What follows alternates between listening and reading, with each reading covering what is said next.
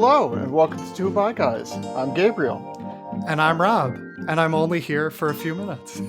It's nice to have a guest host, finally. I don't have to do the heavy lifting today. So Gabriel, tell us a little about what we're going to hear on today's episode. Who have you interviewed? Well, thank you for letting me be a guest host on the show. I really Of appreciate this course. opportunity. And as you know, I'm living in London currently. Yeah, and there are some stories that I believe are being unfairly shown through the media. Trans folk, especially in the UK, are going through a lot. That's an Yeah, understatement. here Um, too, everywhere. yeah. So I thought it'd be best to chat with a few bi trans men to see what their lives are, their day-to-day lives living in the United Kingdom. And so three bi trans men have generously given their time to me and allowed me to interview them. And the Awesome. stories and backgrounds are so different and yet also interesting that it Mhm. was a real pleasure chatting with them. Well, the interviews are great, and I'm so happy they shared their stories. And I found it so fascinating to hear about this is a group that we have, I won't say overlooked, because we've been wanting to talk more and more about trans identities and by people who are also trans. But we just haven't gotten to it much yet. So very glad we're getting to it now. And it's so interesting to hear the bi stuff and how they figured out they were bi. I connected to so much. It's these fundamental things that are not exactly the same for everyone, but I really identified with a lot of the things they said. And then it was also interesting to then hear how that intersects with their trans identities or their, journey exploring gender, which has some parallels and some things that are very different, but is interrelated in really interesting ways. So I think you'll all learn a lot from these interviews. I did. And you're right, Rob, that these are stories we don't hear a lot of because, as you can imagine, I mean, the reason that you and Alex created Two Bi Guys is because we weren't hearing enough stories from bi men because of the stigma, because of the targeted harassment that you get for poking your head up and saying, "Hey, I'm a man and I'm bisexual." So imagine that, a hundredfold when saying, "Yes, I'm bi and transgender." That kind of targeted harassment is so overwhelming these days that it's hard for anyone to feel safe to be able to share their stories. So I'm really grateful that these men trusted me to do that. Also, first of all, London is one of my favorite places in the world. It's a very queer place. It's a place since I've come out that I have visited to explore queerness. And there's a lot of it there.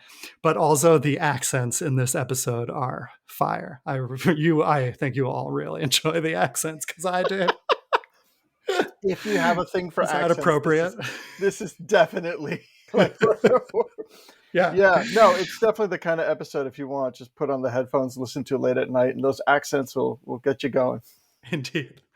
Cool. All right. So who's up first? First, I had the pleasure of speaking with Max, a psychotherapist in training. Here we go.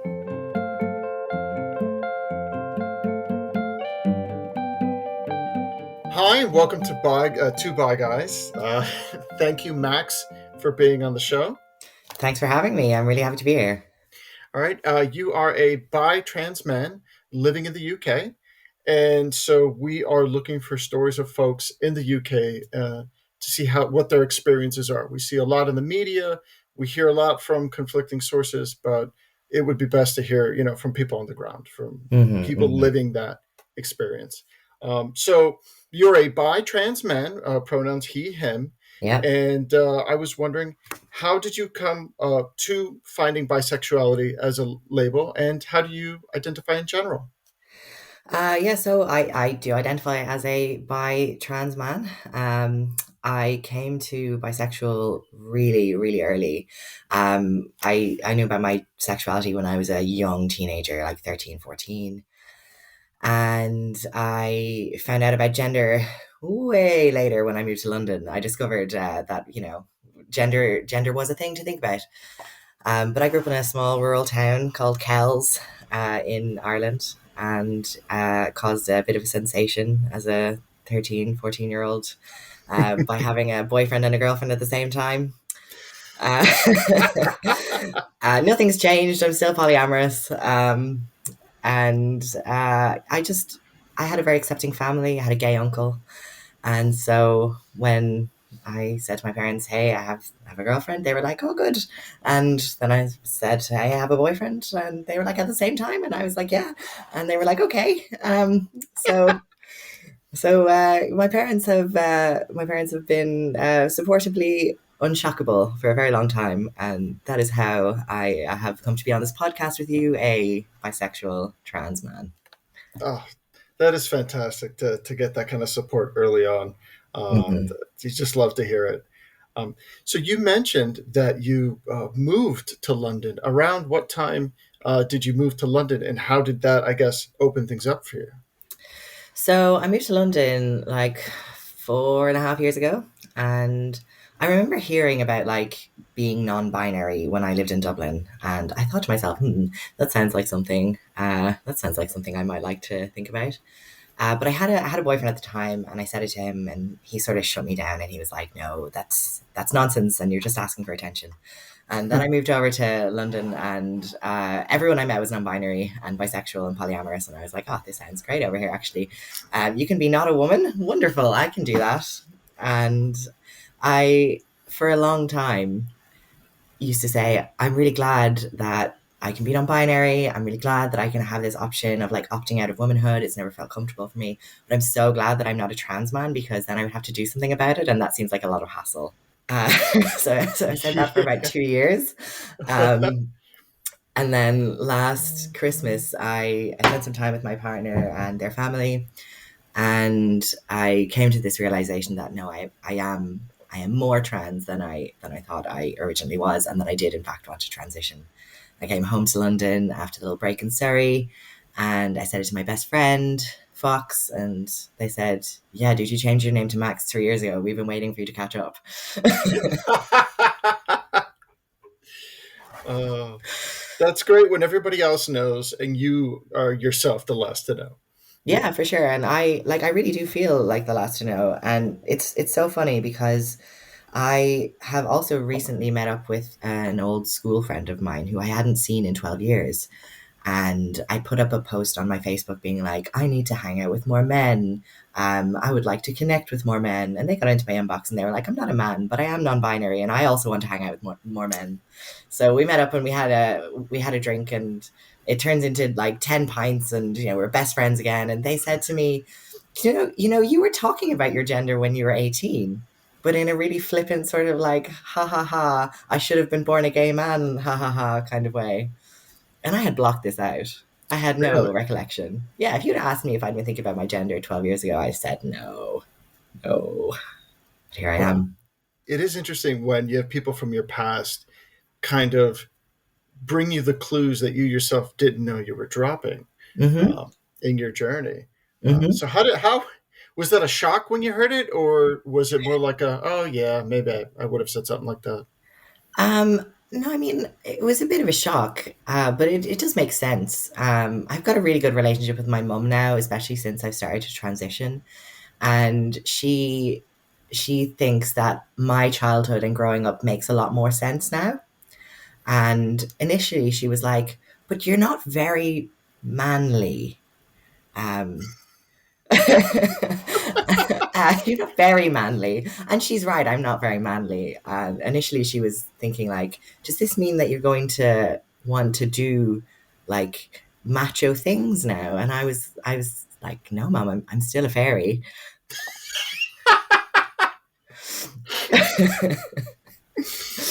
So yeah, the family were initially confused, and then they were like, "Oh no, this makes sense. This tracks. You, by man, this tracks."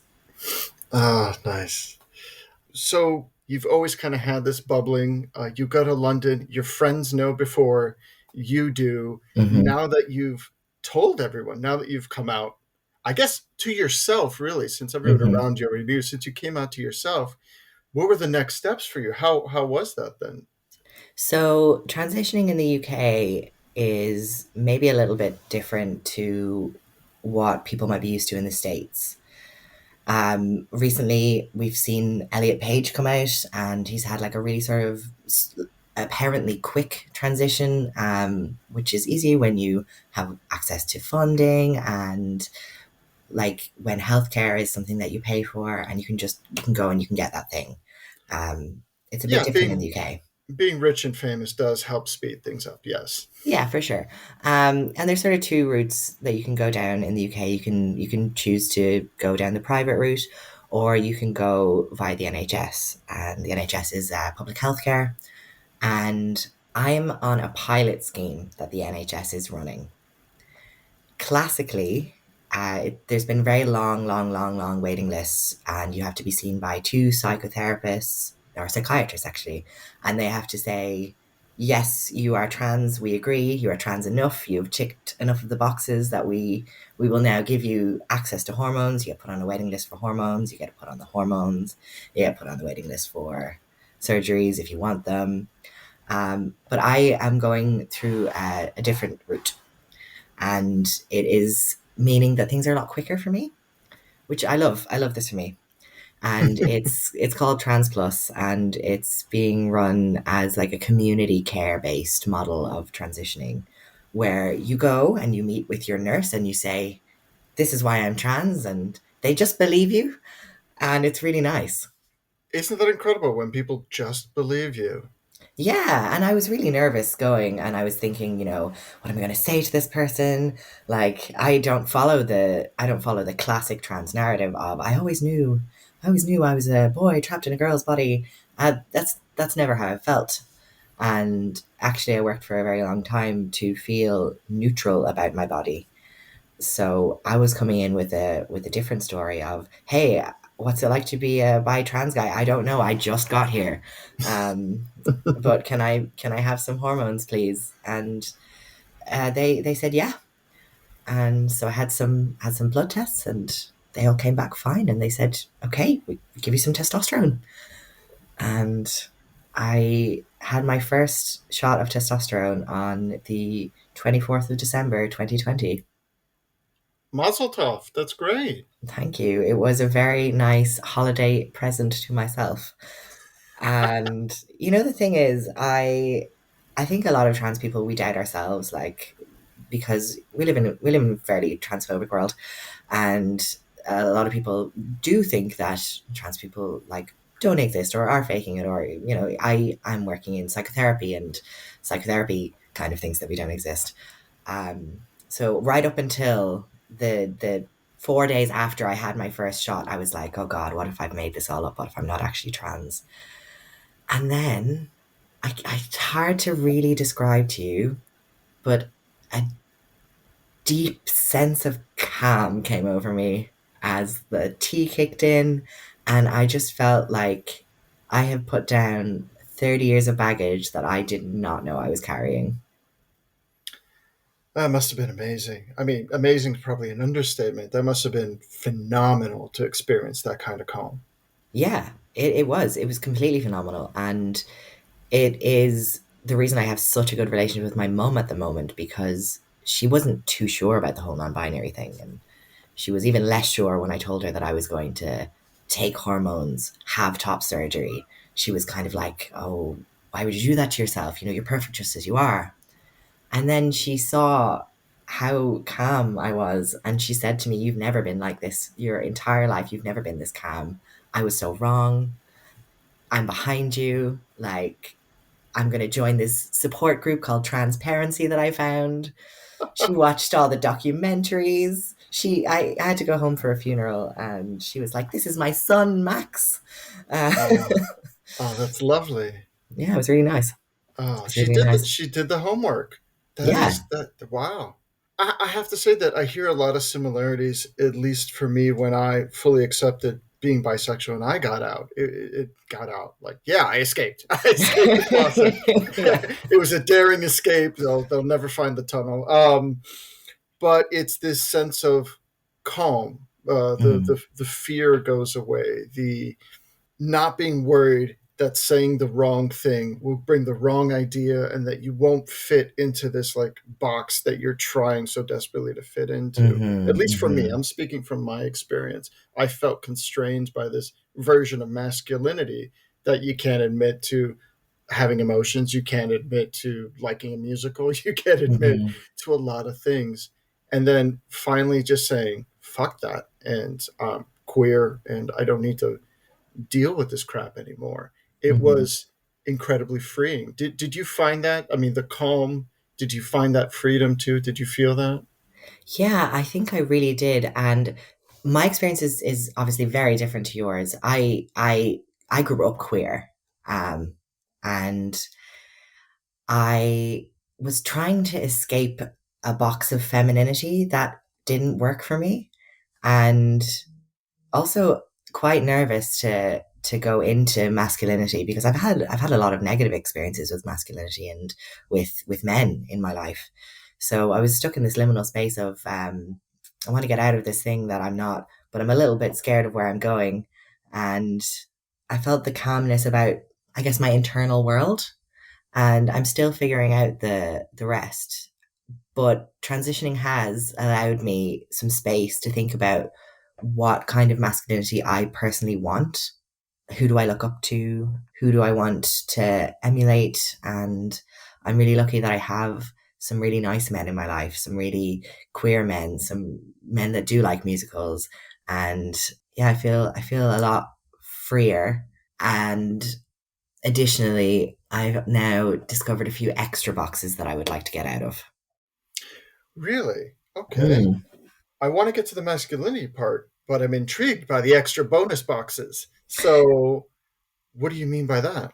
I think the extra bonus boxes are really about the masculinity because you don't see an awful lot of femme trans guys. I know that there was a contestant on the last RuPaul's Drag Race who is a femme trans guy, and I like love that for him. And I saw something that he said about delaying his transition because he didn't feel manly enough, and then seeing that he was actually surrounded by all of these extremely femme men, and if they could do that, then so could he. And I guess that's how I feel. But I'm on a waiting list for surgery, and I'm sort of thinking like I'm finding myself in some spirally thoughts about, oh, but my body is not a man's body yet. So I'm trying to like catch myself on that one because it is a man's body. Yes, of course, definitely. I'm in it It yeah, and that makes it male. Yeah. It is interesting how masculinity, at least the way that I've felt it, is a kind of like role that makes you question yourself, almost like with an edge, for right? sure, especially with It, regards to like space, right? Like how much space do I want to take up? Where are my edges? yeah, yeah, and it feels like it's almost like a competitive criticism as opposed to a self-doubting or breaking down. Like, are you man enough? Are you macho enough? How about the guy next to you? Have you punched him yet? Like, what's going on?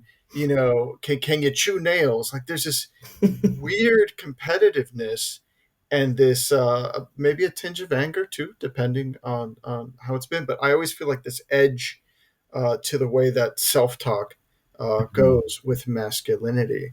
um, For sure, I relate to this. Like testosterone makes you super muscly sometimes, and it is making me super muscly. But I'm like, am I muscly enough? Am I strong enough? And I do find like I'm comparing myself to men in a way that I never have done because I've never had that option really. Um, it's interesting that you mention like anger, and it's something that I think people worry about before they take tea. Is testosterone going to make me unstable? Is it going to change my moods? Am I going to feel angry? And overwhelmingly, in my experience personally, and from talking to other trans guys, no, the opposite is in fact true. Um, if anything, I actually have more access to more emotions than I've ever had before because I'm not trying to repress everything all the time. I'm also in the menopause. because testosterone suppresses your estrogen. So I have little wibbles, and sometimes I cry at kittens, and that's chill. That's chill. It's totally fine. It's fine to be shown a picture of a kitten in a park and burst into tears. That's completely, yeah, that happens all the time. Yeah, That's exactly. that's incredible to hear that. So you have a lot of swirling things going on at the same time. But Hmm. you also, from what I'm hearing, have a great support system as well, Yeah, around you, and that's fantastic. That's hard to find in any queer story. So it's really lovely to hear that you're going through that, yeah, for that you have sure. that. It's central to my life. I've always really believed in like queer family and queer community. It's always something that I've organized around, and it's always just been central to my life. I have two amazing partners. They have some amazing partners. We have like a web of support that I look at some straight people in my life, the very few of them that there are, and I think to myself, like it is sad that you haven't got the same structural support as I do. And I think it's something that queer people can find no matter where they go, really, because you go to any city in the world that is accepting of queerness, and you can find a queer bar, you can find queer rock climbing. We've made it so that we can find each other and connect. And to bring back the point of community, I know that we've spoken outside of here that community is very important to you, and you're doing your part to help build and foster community. Could you tell me more about that? Yeah, I can actually. So I'm studying to be a psychotherapist at the moment.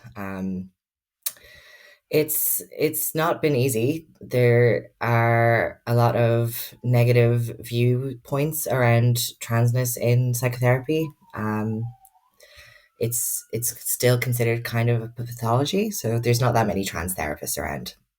And I've started volunteering with a helpline called Trans Plus Mindline, and it's a crisis helpline. It's run throughout the UK, and with like putting my heads together with some of the coordinators, we've decided to maybe try and pursue funding for a scholarship fund for Mm. trans therapy students. The fees in the UK are really expensive. There's a reason that a lot of middle class white women are therapists, and that is they have access to a lot of time. They have access to enough money to pay for school fees. You have to be in therapy while you're studying to be a therapist, and that costs money. And then you have to pay for supervision when you're in your clinical work to make sure that you're doing proper clinical work. So it all adds up to a lot of money. It's about 15 grand a year, and I Wow. yeah, it's a big number, and it's not money that I have myself. I'm actually crowdfunding my own fees at the moment, but I would like to use the bit of extra time and energy that I have to try and set up some sort of trust or some sort of fund that other trans people that would like to be therapists can access to make their way a little bit easier. Because I certainly wouldn't be where I am now if it wasn't for having a queer therapist who was accepting of my transness. She really allowed me to discover that I am trans and that it's fine to be trans and that this is a process of personal growth and that there isn't anything wrong with me because I feel like this. I love hearing the positivity and the just the support that you've had throughout your journey. It really, maybe some other listeners feel this way too, but like for folks like myself who did not have a very good support system going through this and through other things, Mm. it's great to hear that it's out there. Hmm. And it's even more lovely to hear that you're extending that to others, and you're trying to build that for other folks as well. Hmm. So if somebody wanted to keep up with you and to learn more about this scholarship that you're putting together, where would they be able to find you? So you can find me on Instagram. My Instagram is at max for mask underscore. And it's like a transition blog, but I'm about to start updating it with news from the scholarship progression, I'm also going to be looking for other trans people to start doing an interview series about why it might be important to have access to trans therapists for them. So that's all upcoming. Watch the Instagram, and there will be updates. It's probably going to come in the form of a YouTube series. Fantastic. Thank you so much, Max. This has been a really wonderful, lovely time. I feel happy, uplifted. Like I just feel it feels good to hear your story, and I really appreciate you taking the time to share it with me today. I really appreciate the space for putting it out there. I mean, not every trans person has a positive experience, but I really hope that some trans people out there listen to this and think, yeah, I can have a positive experience.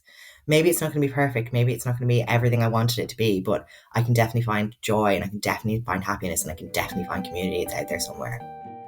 Yeah, that's wonderful. Now we're going to speak with Ash, who's trying to make the funeral industry more inclusive to queer and trans folks. Hi, Ash. Welcome to Two Bi Guys. Hi, hello. Sorry, just jumping right in there like, hi, hello. Yes, how are you? Oh, God. No, that's great. That's what we want. Full contact conversation. For our listeners at home, Ash is a bi-trans man living in London. His pronouns are he, him. And today he has been gracious enough to join us for an interview to discuss what it's like to be a bi-trans man in the United Kingdom today. So, Ash, it would be accurate to call you bisexual trans man, yes? Yes, yeah, absolutely. Yeah. Okay. Since bisexuality is such an interesting label and it comes from different angles for different people, if you could please share how you identify and also what bisexuality means to you and how you came on that label. Yeah, so I identified as bisexual. I came out at the age of 14, and bisexual was the word that I knew that described being attracted to the same gender and other genders. And like at that point in time, I didn't know any trans people. There was no kind of representation of any other gender identities. Like it was like the 90s. So my understanding was always like and like at the time I was I'm doing air quotes here, like a woman, and I was attracted to women and men, and then like as I've got older, as I've understood my gender identity more, like my understanding of bisexuality is that I'm attracted to people of the same gender of me as me and of other genders, and I think like if I was a teenager now, I would probably describe myself as pansexual, but yeah, like it's just a word. It's the word that comes easiest to me, and it's the one that I always kind of like used. So that's why I use bisexual. Very cool.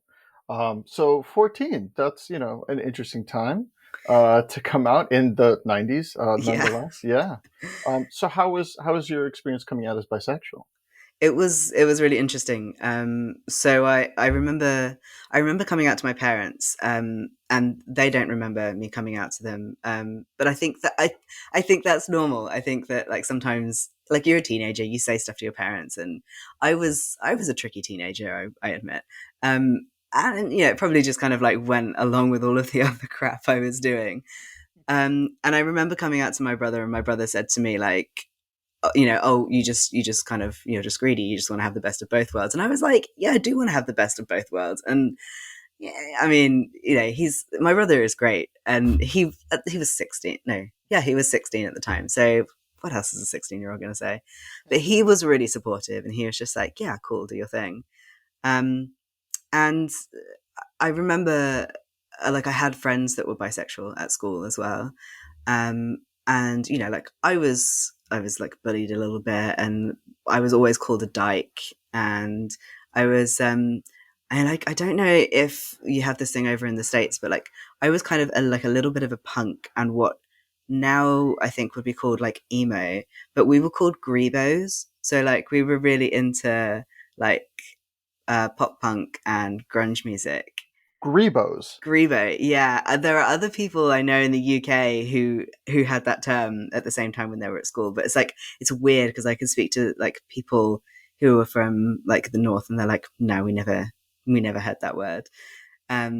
Yeah, so I was called a grebo and a dyke all the time, um, which was really annoying because I was like, I'm not a dyke, I'm bisexual, and not that there is anything wrong with being a dyke, but that wasn't who I was.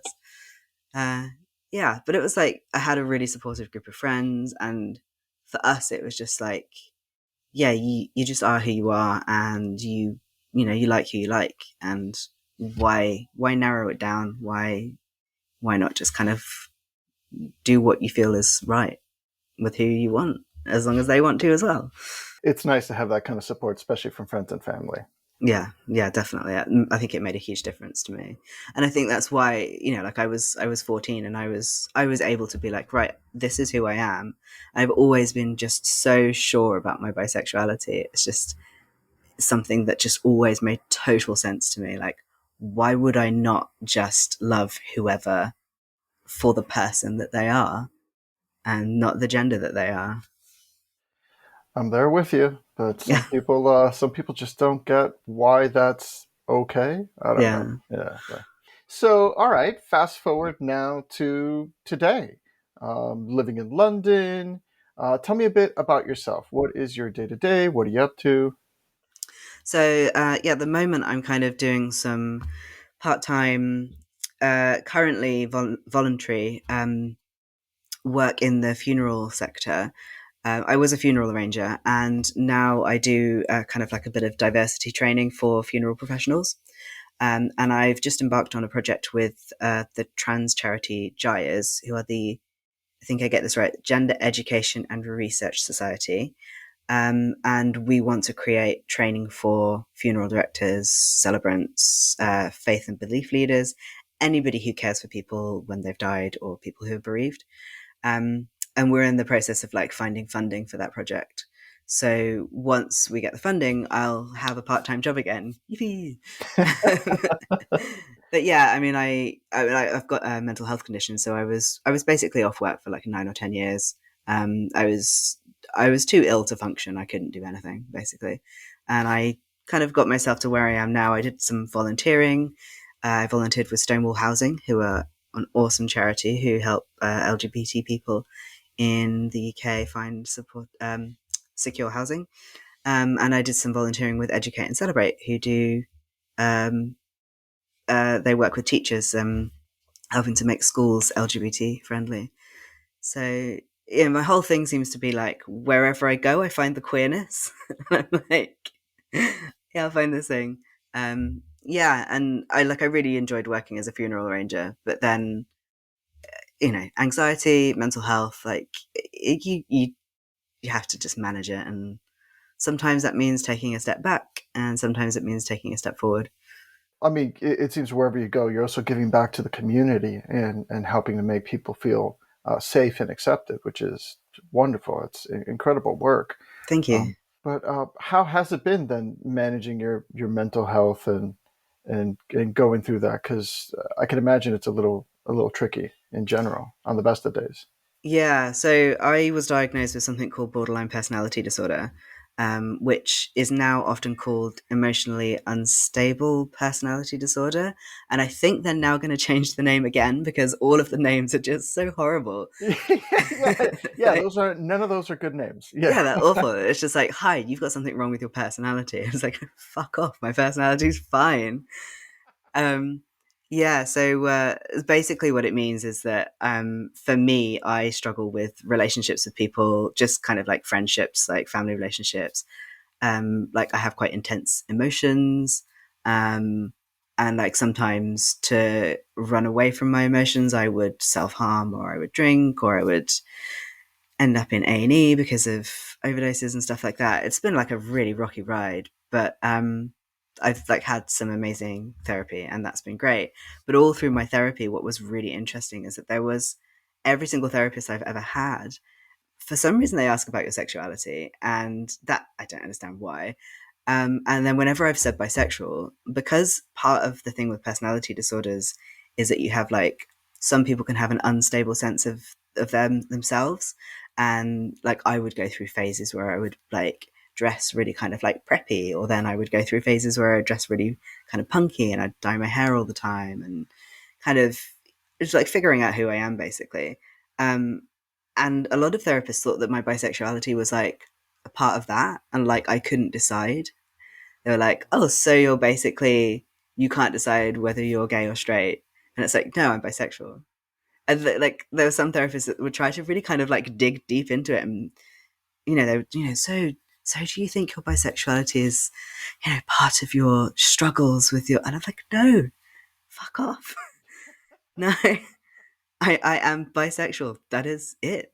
End of story. Like, there's not really much more to say other than I like people of all genders.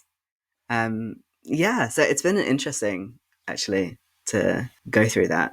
It does seem to be a thing that mental health professionals still struggle with, the fact that bisexuality is legitimate in and of itself. It's not a halfway point. It's not half and half. It's not going from one to another. It just it is, which is also why it's so important to find queer positive, sex positive types of therapists. Oh yeah, definitely. Yeah.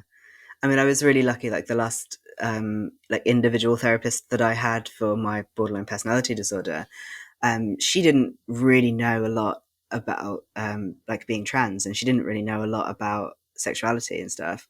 And I mean, it wasn't. I don't think that I educated her. I think that she went and did a lot of work, and then adjusted how she was working with me, and it was really good that she we managed to find this kind of space where she could challenge me sometimes on why I was doing things or why I was saying things or exploring certain things, but without invalidating me. And like, I don't know how she did it. Like, she was a great therapist, but that's a really important thing to be able to sort of, especially when I was exploring my gender identity. And, when you have a mental health condition and you have got like a bit of a, like, I did have a really unstable sense of who I was. Um, and then, that ability to kind of gently question, like, well, so, what is it about this that feels right as opposed to that, and why? And let's explore it without invalidating me and without telling me that I wasn't trans or telling me that I wasn't bisexual. Yeah, she was great. And she was an NHS therapist as well. She was absolutely, like, I cannot fault her at all. Um, yeah. That's the dream, right? Just having Yeah. someone there to hold space for you Yeah. and to understand, but also like help you interrogate Hmm. in a gentle and like targeted way. All right, Yeah. why? Yeah. Because not questioning, but like interrogating ourselves is always a healthy thing to do. Like if we become inflexible, it's like that story of like the oak tree and the reed in a storm. If we're unable Mm. to bend with the way that the world changes and what we encounter, sometimes we break. So it is. I'm a little jealous. I'm a little low key jealous that you had Sorry. that kind of space. No, it's fantastic. It Yeah. really is. It's also hopeful to hear that that kind of experience exists. That you had that kind of support. Also, like so, as you're going through the mental health and seeking help for that, you were also interrogating your gender identity. Yeah. And how was that process, and how did you end up where you are now, if you don't mind me asking? Yeah. No, that's fine to ask. Yeah. So I think I was 31 when I kind of started really realizing that I was trans. Um, and as a kid, there had been so many moments that I now look back on and I think that makes so much sense. Like, I felt like I was a boy, but I didn't have the language to talk about it. And because I've always been a really sensitive person, I've always been like really into kind of arts and crafts and like knitting and crochet. And like, yeah, I hate sports and all of those really stereotypical kind of like guy things. There was nothing when I was a kid that made me really question my gender identity in the way that I know, there are some kids who they just know from the age of like 2 or 3 that they are, who they say they are. And that's not what they were assigned when they were born. And that wasn't my experience. It's like, because everybody has completely different experiences of like, this. Yeah, yes, yes. Yeah. So I got to the age of like 31, 32, something like that. It's all been a bit of a blur. And I had a moment I was on the London Underground. I was going past Angel Station. I was on my way to do some volunteering at Educate and Celebrate. And I just had this, like, it was like in a movie. I had this sudden realization. I was like, shit, I am trans. And all of these like jigsaw pieces kind of like fell together. And I was like, having all of these like, oh, so that's why I did that when I was a kid. That's why I did that when I was like 15, 16 years old. That's why I feel all of these things. And then for like 3 or 4 days, I was just in this fog, and I didn't want it to be true.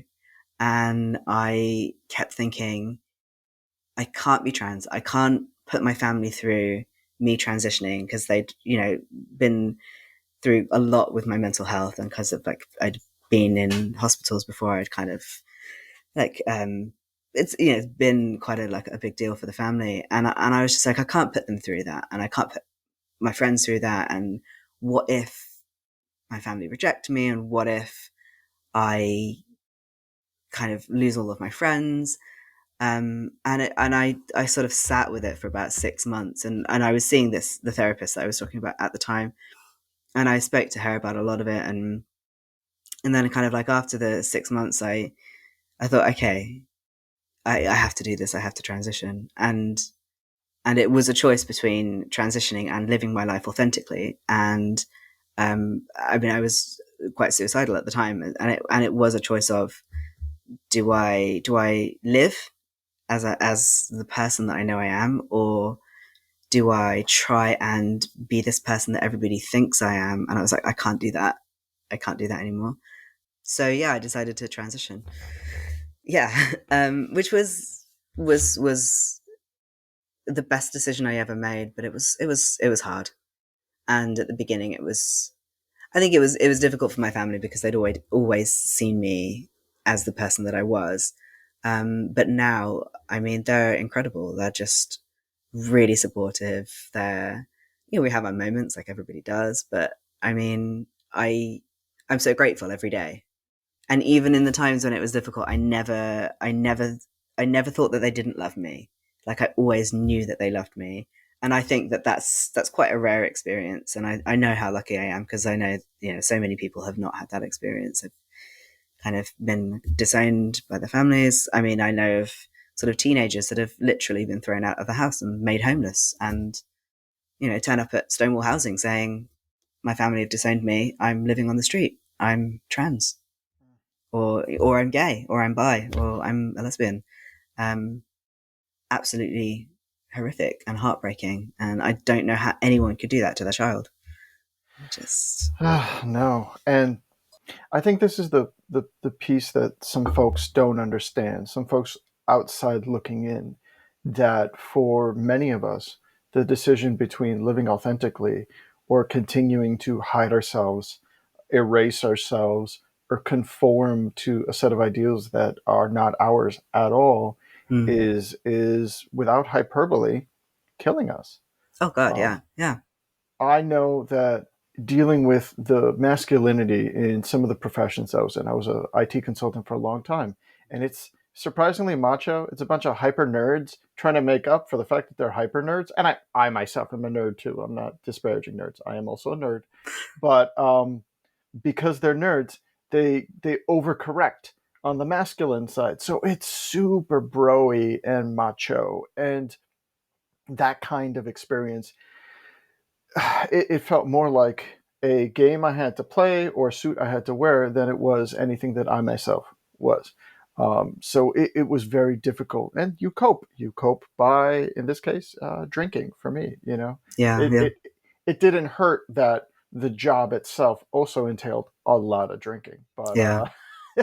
so it was socially acceptable and expensed alcohol consumption, and so you're like, oh no, this is part of the gig. I'm not hiding pain. I'm not pretending to be something else. I'm not trying to numb myself. Yeah. I'm just being a lad and having some pints, and who cares if you black out. Yeah. Oh, it's so easy to go there. I like, yeah, have had a similar relationship with alcohol for a long time. And it's almost like, oh, I'm having fun because I feel a bit more like I fit in. or I feel a bit more like I'm a bit more palatable to these people because I'm, yeah, numbing myself so that I can be this person that you think I am. And then when you do kind of come out and you do sort of like take that step away and you really sort of allow yourself to be yourself. I don't know what your experience was, but for me, it felt quite liberating. It was terrifying, but it felt quite liberating to be able to kind of say, no, this is who I am. And then the people that don't get that, or the people that kind of try and bring you down or try and invalidate you, to be able to say to them, well, okay, I'm done with you now, because why would I spend my time around somebody who's trying to make me be the person that I'm not? And then you step away, and then, I mean, I found an incredible community of queer people through Irreverent Dance, who used to, they don't exist now, but they were an LGBTQIA dance group. It was like adult beginner dance classes, and I learned ballet while I was transitioning. I was like, I don't know how good I was at it. I think I was kind of okay, but I loved it, and that was such a weird thing for me to be exploring this love of, and I'd never been a dancer. I'd never done anything like that. Like, I was exploring my love of ballet while exploring my masculinity, and I felt so strong, and I felt so confident, and like my posture improved, and it was hard to do in a binder, and I don't advise that.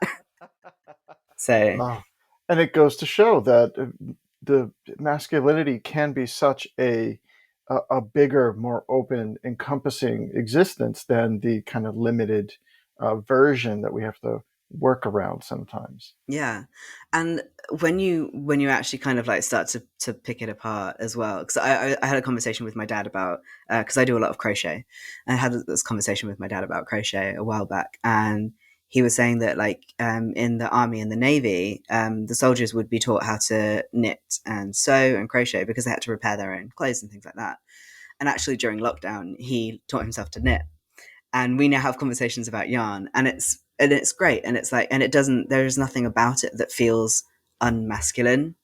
And I really love that. I think we are moving more towards a world where guys kind of have, and I'm doing little bunny ear quotes again, like, permission to explore all of that stuff that has been seen as feminine. And of course it's not feminine, like, it's just because society's got these mad ideas that, like, there are man things and there are woman things, and that you can't do the other one if you're not, which And is, it's hilarious how if you go back far enough, you'll see that these things keep flipping. mhm. High heels Yeah, were yeah, a very manly thing yeah. up And until a point. pink, the color pink was for boys because it was like a watered down version of red, which was the color of war. War and blood, so Yeah, blood light. yeah. God. It's crazy how people can, like, you get some people who get so ingrained in this sort of like, you dressed your 2-year-old boy in pink, how dare you, you're going to confuse him. It's like, yeah, like you Yeah, say, go back far enough and it yeah. was the masculine thing. So now you find yourself part of the community, giving back. How does it feel, I guess, to be in this part of your journey right now? um right now is a weird thing because obviously we've got the pandemic, which I like to call the pandy because it makes it sound less scary. So I had this idea that by now I would have had, so I had top surgery a few years back, and it was really affirming, like, really kind of like, I felt much more at home in my body, and I should have had the first stage of my lower surgery by now, but because of the pandemic, things kind of stopped, and, like, I mean, all surgeries stopped, but the surgeries for trans women and top surgeries for trans men and non-binary people, they have restarted, but the lower surgeries for trans guys hasn't, and it's really, so nobody really knew what was going on. The hospital that kind of deal with all the surgeries are not great at communicating with people, and so we're all left in limbo. And we all had a letter, or some of us, I think, had a letter, some didn't. Basically, that said the NHS has let the contract run out, and they haven't renewed it with another hospital. So with a lot of trans healthcare in the UK, it seems to get contracted out to private hospitals or private surgeons. And yeah, in the case of lower surgery for trans guys, there are, I think it might be 3 surgeons, and that's it. There's this one hospital in the UK that does the surgeries, and you can't, like, if you go private, it's still the same doctors. It's bizarre, really, when you look So at it. 3 people for the entirety of the UK are supposed to handle trans healthcare in that regard. They're handling lower surgery for trans men. Yeah. Yeah, that doesn't sound like it scales. No, it's not a lot. I mean, they're supposed to be like really amazing, and I think that they train other surgeons, and that's great. But yeah, we need more. We need to be able to get on with our lives, and I know of guys who, because some of the surgeries happen in like 3 stages or 2 stages, and it's like quite major. It takes like quite a lot of recovery time. And there are guys who've had their first stage, and then the pandemic happened, and now this contract hasn't renewed, and I don't even know when it's going to be renewed. We know nothing. No one's being told anything. And like, these guys are in limbo with, like, they had 1 stage of their surgery, and they're like, well, when am I going to get the rest of it done?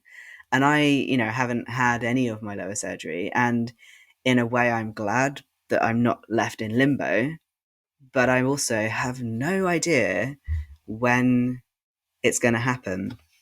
And so you're kind of trying to plan your life. You're trying to plan, like jobs or like whatever. And then thinking, well, at some point, I'm going to have to take at least 6 weeks off work to recover.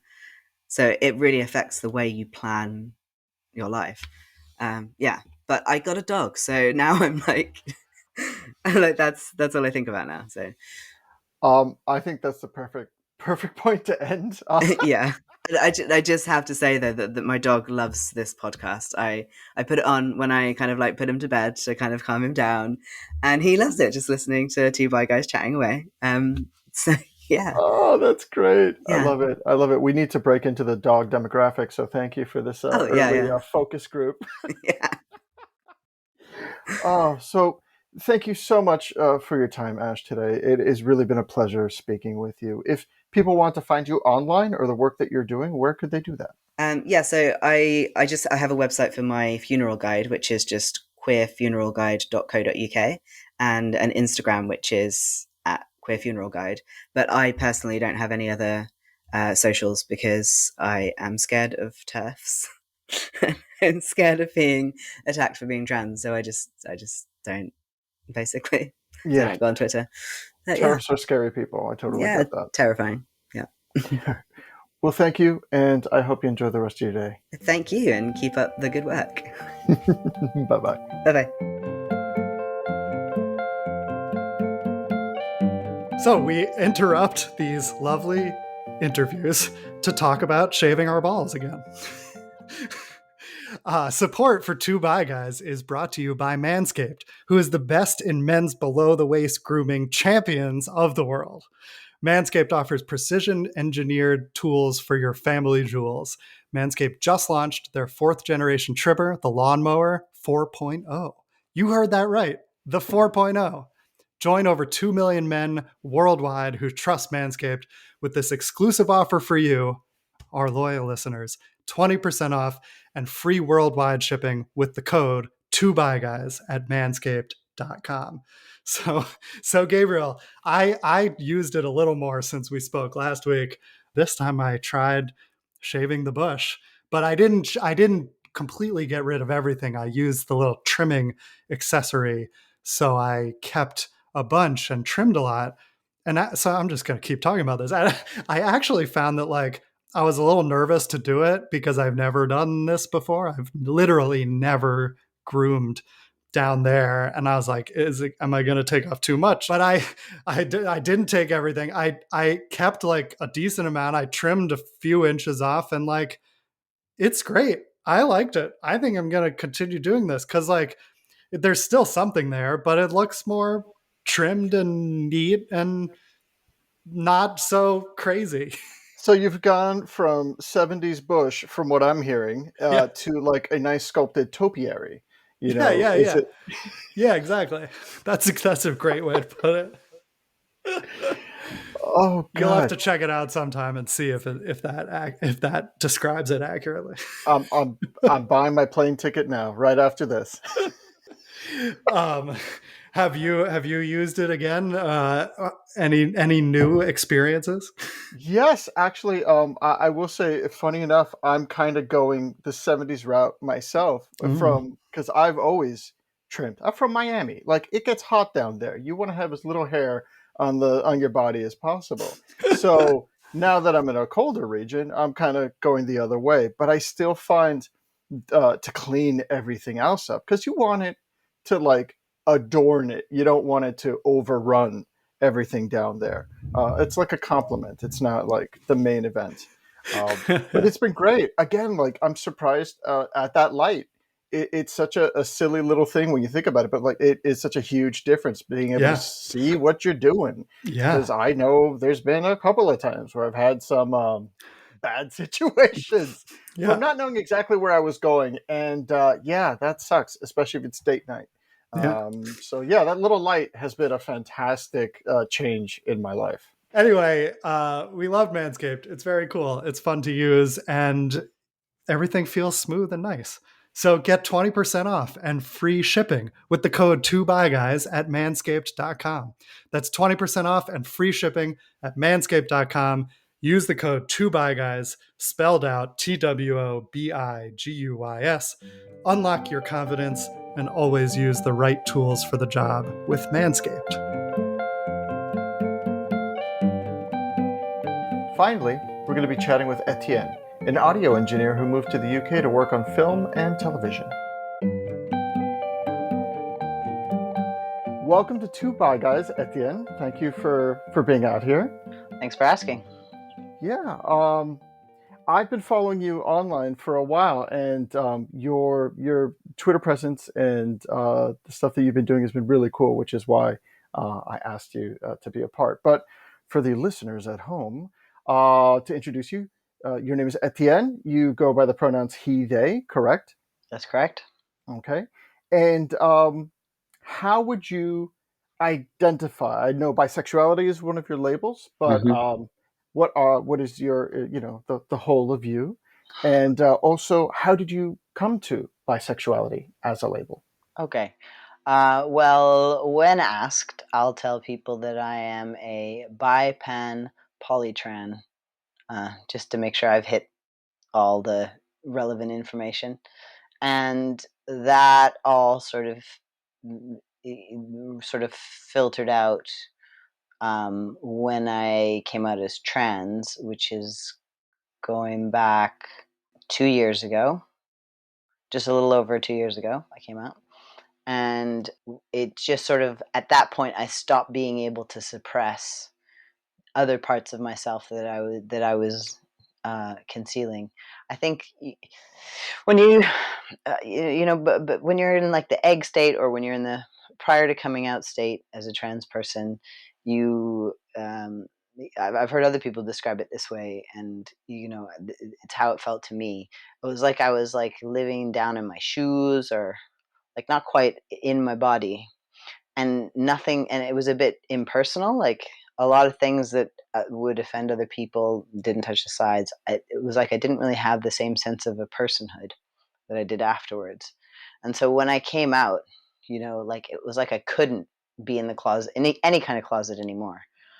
So I would say that, realistically, I've been, living as a bisexual person, you know, well, arguably forever. Like when I was a little kid, I had crushes on boys and girls, but like effectively for the whole time that I was identifying as a lesbian, really I was bisexual, and I was just suppressing this side of myself for a few reasons. There was, because I felt this immense social pressure from other lesbian identified people not to date men, and also because I had a great deal of social dysphoria in dates with men, because it felt like heterosexuality has more policed gender roles, and that in the queer community that's a little bit more fluid, so it was easier to be myself and be seen as some sort of a butch, some kind of flavor of butch lesbian, than it was to be with a guy and be sort of pushed into this girl box that didn't work for me. So that was sort of those two things sort of layered to sort of keep me in the closet all the while that I was in the closet as trans. I was sort of also in the closet as bi. Yeah.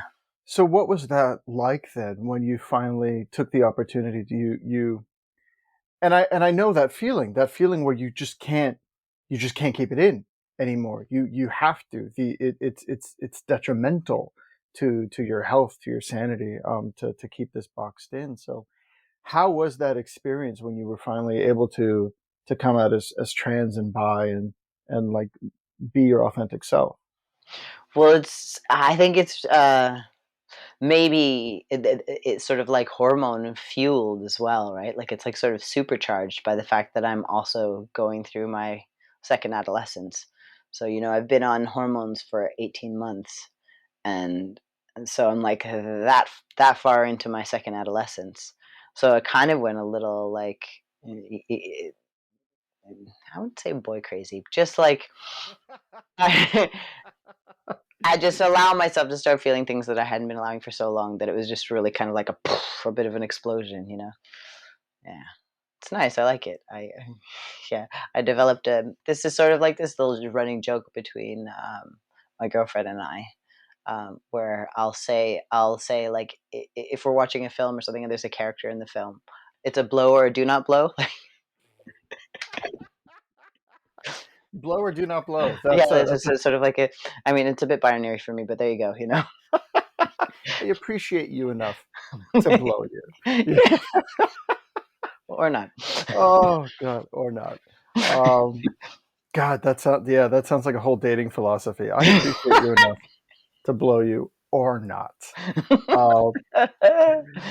Um, so I guess since from your accent, of course, you are not native to the United Kingdom. No, Um, indeed. this process of coming out, did it happen here in the UK or did it happen somewhere else? And then you came over to the UK. Well, I guess there's kind of a couple of coming outs separated by some years. And like the second one was arguably more momentous because it was, coming out as trans and bi and poly sort of all at once. But, I guess I first sort of came out when I was sort of 17. And actually, a friend of mine came out to me as gay. And then I was like, oh, that's a thing that you can actually, rather than something that you just see depicted or that you just read about, that's a real thing that people can actually do. And so I was like, yeah, I think I'm gay too. I definitely like girls, right? um, very quickly, it didn't feel like it accommodated me fully, but I just kind of went with it because it seemed to give other people a better way of understanding me, that where they would start to treat me more in a way that felt more real to me. And it also meant that I could openly date women without, and be honest to myself about the fact about that kind of attraction. But I'd had a lot of boyfriends before that, and then I just kind of stopped and had a lot of girlfriends and just had what would often happen was I would break up with someone and then have sort of hookups because I could do the sex thing with guys, but I just couldn't really do the relationship thing because of the whole not wanting to be made to feel like the girl. That's definitely a whole vibe. Yeah. It's I feel that as a fellow bisexual, the fact that sometimes you find yourself avoiding certain relationships or romantic entanglements because of the gender roles associated with it. Mm. So I've had some difficulties in that regards too. The sex is easier, if Yeah. that makes sense. Yeah. I guess for me, that's why I find myself gravitating more towards queer people in general, whatever their gender presentation or identity is, because not everyone, but typically, if you're queer or queer identifying, gender roles are a little more fuzzy. They got a little more wiggle room, Yeah. or they don't exist at all, and you can Yeah. just treat each other like people and Yeah. figure it out from there. I mean, what an amazing fucking idea to just treat each Yeah. other like people and figure it out from there. Yeah. Um, so when you came out as gay earlier on, where were you at the time? Toronto high school. Toronto. Okay. Toronto high school. And so, did you come out trans when you were already in the UK when you came Yeah, over? Okay. 41. 41. I've been in the UK for 14 years. So I'd already been here for like 12 years or something. I came out. Yeah. Wow. And how was that experience coming out as trans here in the Ooh, UK? wow, it was a mixed bag. uh, I've kind even of just heard. even just at work, that was a mixed bag. Like, so I came out in my job. Well, I work freelance, so I hop around. But at the time, I'd been doing a sort of an extended stint on a particular program, sort of well-known British program. And when I came out, it was really like I got some very varied responses. You know, I had a guy who went into a whole spiel at me about how it's mutilation and Oof.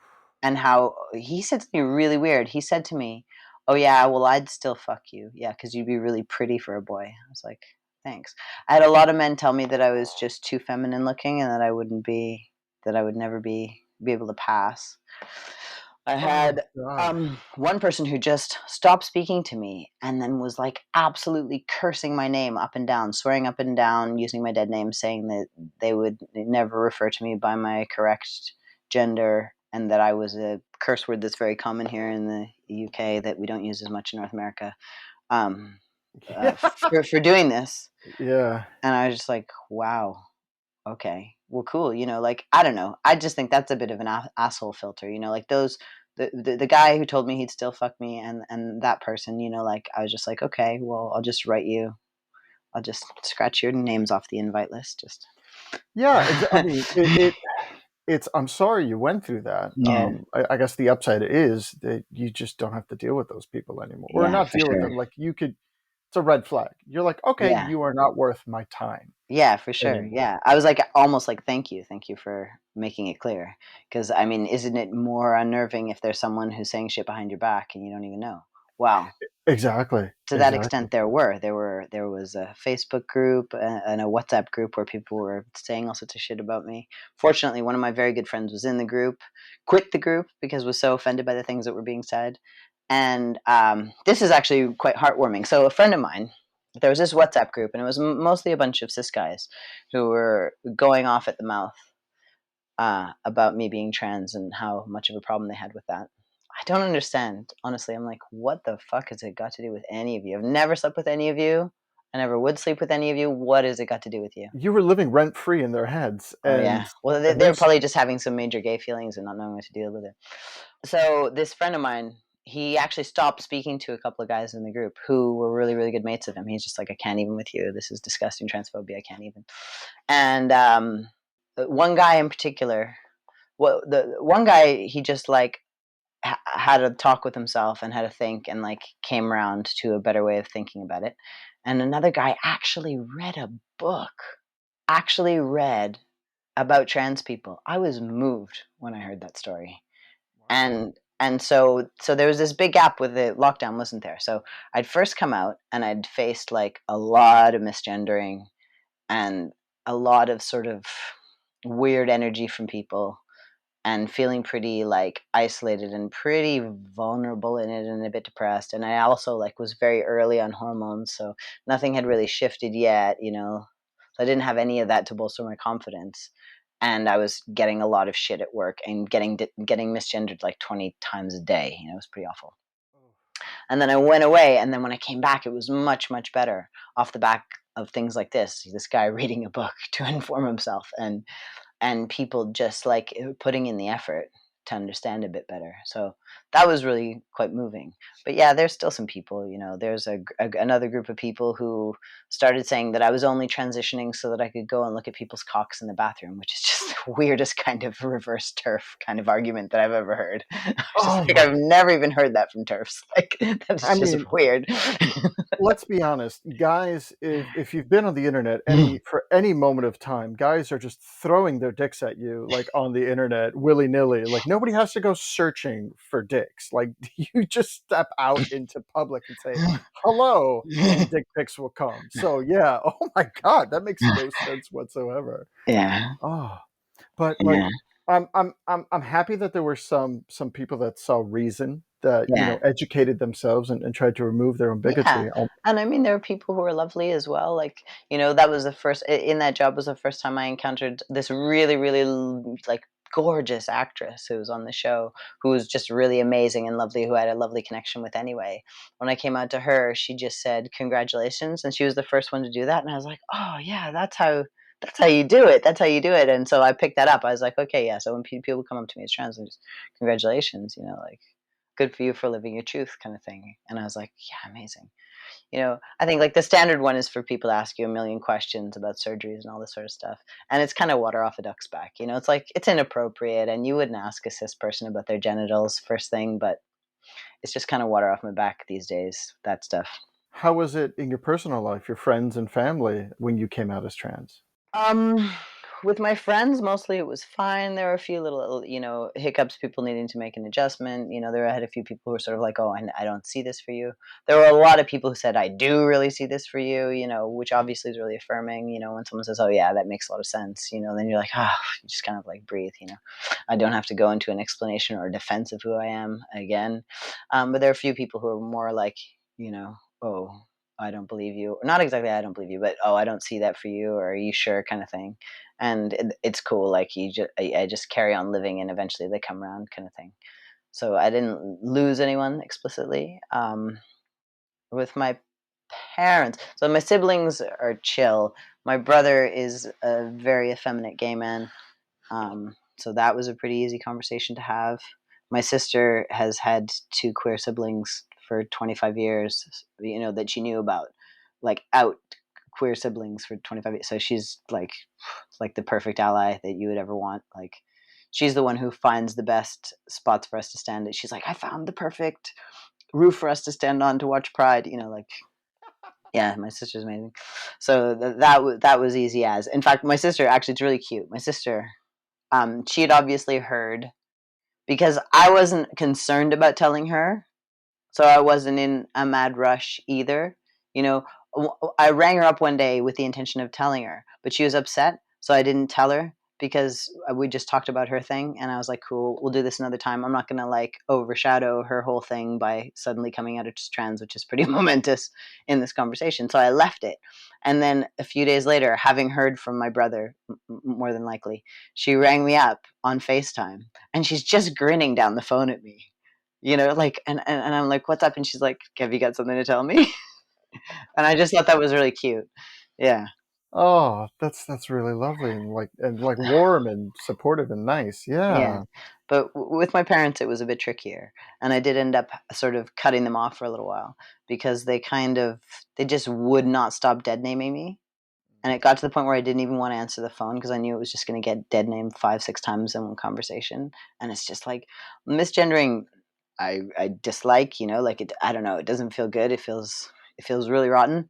But dead naming is orders of magnitude worse for me. I've always really hated the name that I was given at birth, and never could identify with it, even when I couldn't fully understand why. I mean, when I was a very small child, I knew I was trans. I told my parents that I was a boy from as soon as I could speak. I told them. But I always hated the name and couldn't relate to it. And I'd meet other people that had that name, and I'd be like, "They're nothing like me, but we're nothing the same." Oh, not seeing yourself in your own name is got to Yeah. be such a struggle, especially when I people are just mean, that's all they call you. Yeah. yeah, and you just have to hear it all the time, and you're just like, "What's that weird noise?" Um, and people for years were always like, "Well, why don't you change it? Why don't you change it?" And I didn't really have a proper answer. And then when I came out, I was like, it all makes sense. It's just, and then when I went through the process of changing my name, I really understood, because it's a pain in the ass. Yeah, they don't make it easy, do they? No, No. it's changing over all your IDs and that. That's a fucking marathon. It's not a sprint. Yeah. Yeah, I hear. Just doing the basic stuff of just trying to get new IDs is tough enough. I can't even Mm. imagine, yeah, the rigmarole, because things are a little interesting in the UK when it comes to trans rights. So I can imagine there have been some frustrations, especially on the bureaucratic end of things, with you just trying to live your life. Yeah, I mean, it's interesting to try and parse it out, because obviously the pandemic has really affected this as well. because little did I know that I was coming out just before the pandemic. I didn't, obviously none of us knew the pandemic was just about to happen.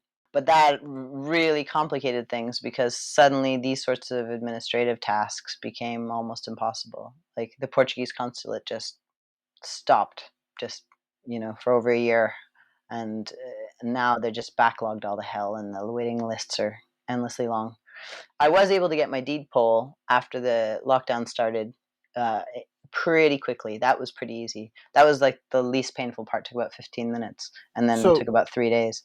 for the folks that don't know what a deed poll is, could Oh you yeah. please explain? So a deed poll is a legal change of name, and it's just sort of like you fill out a declaration that says, that you intend to change your name, that you don't want to change it back. And then it goes, you used to be identified as this, and now you're going to be identified as that. And for a trans person, it's super handy because you can get an honorific on there as well. So like mine had dead name, Miss Dead Name, and will now be known as Mr. Etienne. So it's very good. And it's a nice first step, like on the ladder of changing everything over. It is the first one that you have to do anyway, but it's relatively easy as far as these things go. So I guess now, I don't want to say post-pandemic, but like in the pseudo open part of like between lockdowns, I guess is the way I could describe it best nowadays. Mm. Life seems to be more settled. I guess now you're finding a better rhythm. What has been keeping you, I guess, creatively? Okay, well, sort of early on, I knew that I wanted to set up a fundraiser for top surgery because access to care is complex, let's say, in the UK.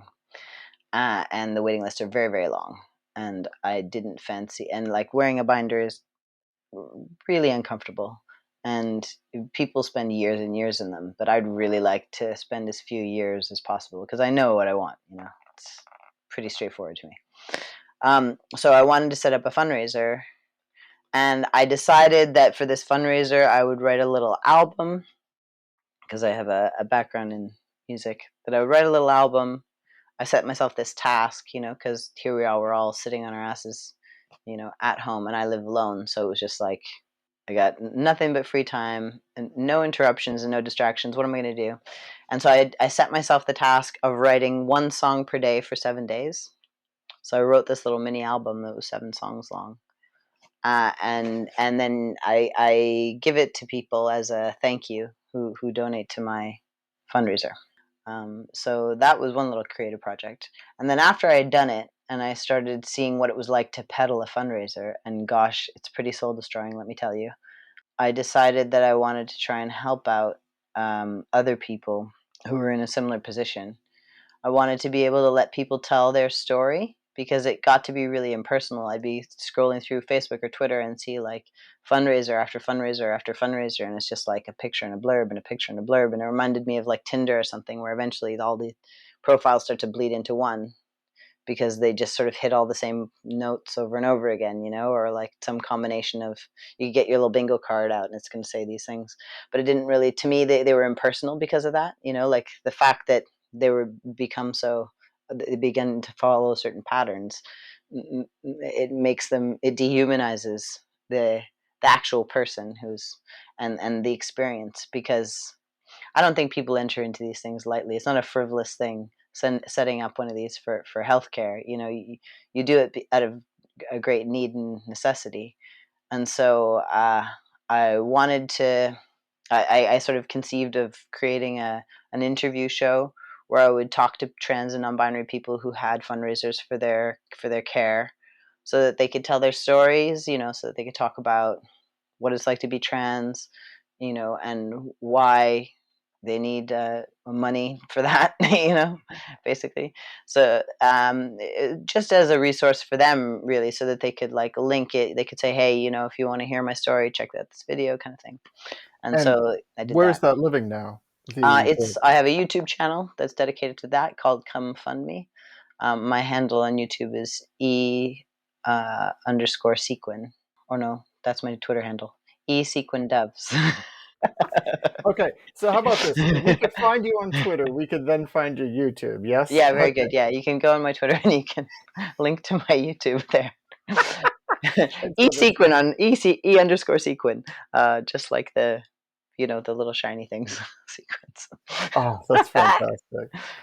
And that's great. That really is amazing that you went through the process of going through the crowdfunding and saw this difficulty in it, the inhumanity in it, and then you helped to elevate other voices to kind of prevent that for them. So that's really Yeah, that's well, really nice. I needed something to make me feel like I wasn't just sitting on my hands, because like it just felt like I felt like when I was doing something about it, I felt really pushy, and when I wasn't doing about it something about it, I felt like I wasn't going to get anywhere unless I did something about it. So it just felt kind of gross, and so it gave me something to do, a place to channel that energy, where I could feel like I could help other people at the same time, which is really, big bonus.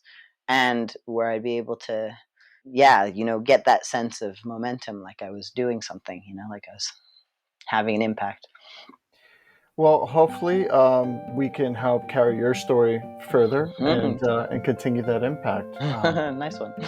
Yeah, but no, thank you so much for being on the show and sharing your story so candidly. And it really is incredible what you've been through, but then how you're giving back to the community as well. That's a real beautiful thing. So Oh, thanks.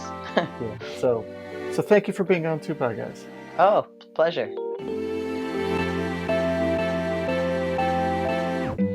Two Bye Guys is edited and produced by me, Rob Cohen, and it was created by me and Alex Boyd. Our music is by Ross Mincer, our logo art is by Caitlin Weinman, and we are supported by the Gotham, formerly IFP. Thanks for listening to Two Bye Guys.